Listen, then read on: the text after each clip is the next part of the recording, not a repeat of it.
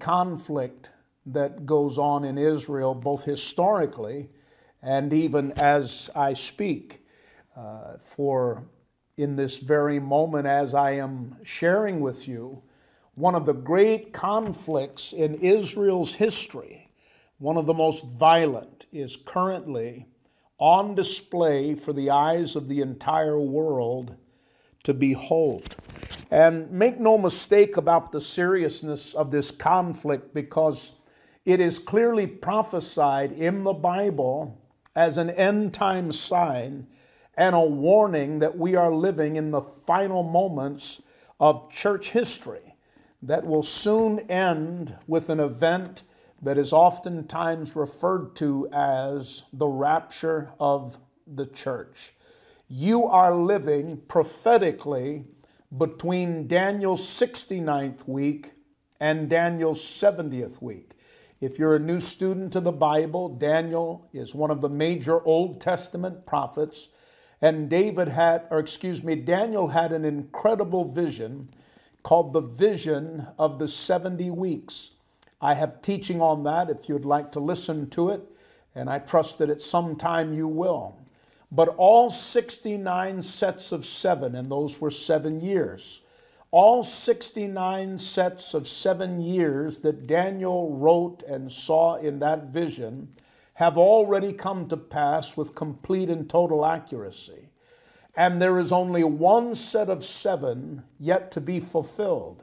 And that final and 70th set of 7 years is a period of time called the Great Tribulation. I also have videos and teaching and podcasts on the tribulation period.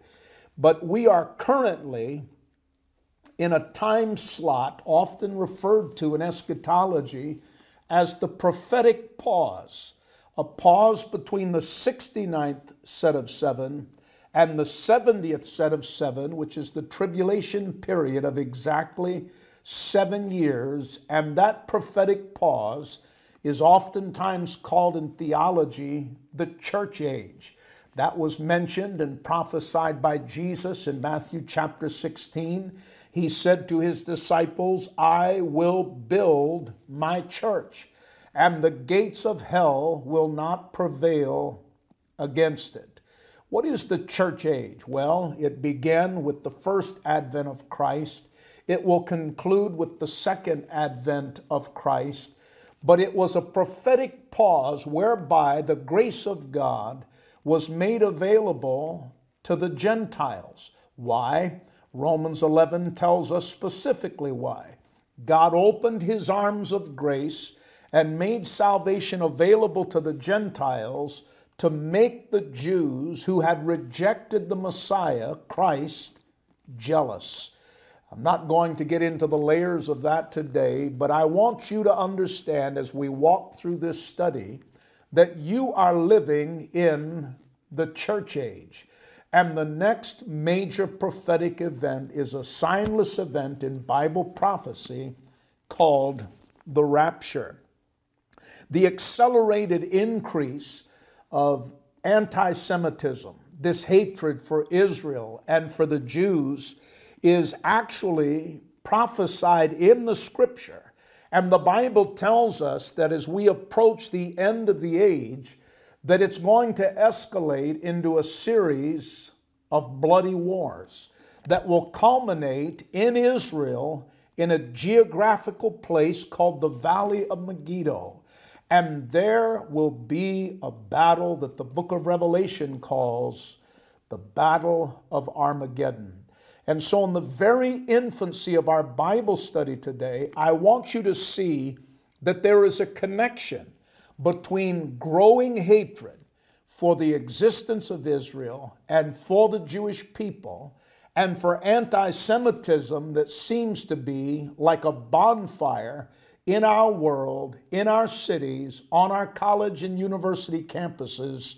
And I am telling you, not from my opinion, but from the authority of the Bible, this accelerated hatred for Israel and for the Jews is a major prophetic sign of the time that we're living in, and you need to live every day ready to meet the Lord. If you're taking notes, question number 1, what does from the river to the sea mean? Because many of you will know what it means, but many will not know what it means. From the river to the sea is a popular rallying war cry for anti-Semitic terrorist groups as well as all of their sympathizers. It is often shouted in protests, from the river to the sea, Palestine will be free. It is the war cry of the Popular Front for the Liberation of Palestine, oftentimes referred to as PFLP. It is the war cry of Hamas and the Taliban and almost every terrorist group calling for Israel's destruction and for the annihilation of Jews worldwide. From the river to the sea is actually in the original chartered documents of Hamas that were drafted in 1988. From the river to the sea has become a call to arms for pro-Palestinian activists, including student activists on campuses all over the world. Approximately 30 miles or so, maybe 31, 32, 33 miles south of the Bible college that I serve as president, North Point Bible College and Seminary, is one of the most famous colleges in the world, and that's Harvard University. And Harvard, sadly, has been providing support for pro-Palestinian protests, and thousands of Harvard students are carrying out anti-Israel protests, shouting from the river to the sea, Palestine will be free.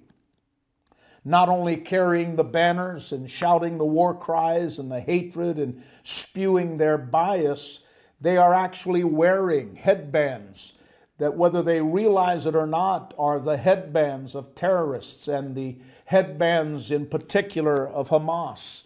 And it's so sad to see this here in the United States of America, as well as many countries of the world where some of you may be watching.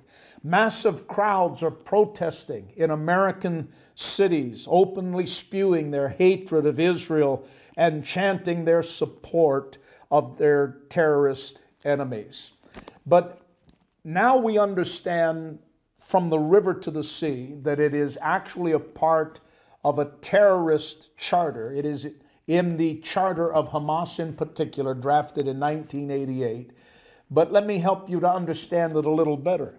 When they say from the river to the sea, number 2, what river and what sea? In other words, what is the specific geography behind from the river to the sea? The river refers to the Jordan River. And I have a map and a visual that I'm going to leave on the screen for several seconds because I want you to see that the Jordan River, which rises on the slopes of Mount Hermon on the border between Syria and Lebanon, and it flows southward through northern Israel to the Sea of Galilee, oftentimes referred to as Lake Tiberias. The Jordan River, by the way, is the lowest flowing river in the world, and it's more than 223 miles or 360 kilometers in length. But because, as is the truth for almost all rivers around the world, it meanders, the actual distance between its source and the Dead Sea is about 124 miles or approximately 200 kilometers.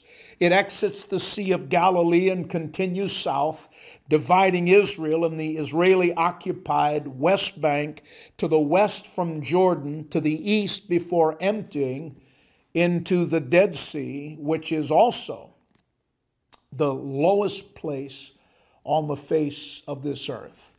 And so the Jordan River is the lowest river on the face of the earth, and the Dead Sea to which it flows is the actual lowest land point on earth. After 1948, the Jordan River actually became the marker for the frontier between Israel and Jordan from just south of the Sea of Galilee.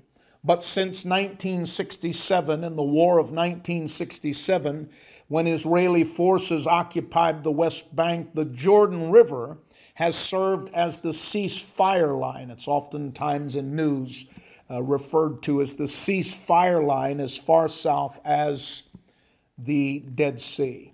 And so from the river to the sea, the river is speaking of the Jordan River, and the sea is referring to the Mediterranean Sea. Now, the geography of Israel, and I've had the privilege of being there on 3 occasions, is very diverse. It has desert conditions in the south, but it also has snow-capped mountains in the north. And Israel is located on the eastern end of the Mediterranean Sea. It is bounded to the north by Lebanon, to the northeast by Syria, to the east by Jordan and the West Bank, and to the southwest by Egypt. To the west of Israel is the Mediterranean Sea, and that makes up the majority of Israel's 170-mile or 273-kilometer coastline and the Gaza Strip. Israel also has a small coastline on the Red Sea in the northern region. Thirdly and lastly, I want you to understand that God has established Israel's borders as an everlasting covenant. The landmass we call Israel is currently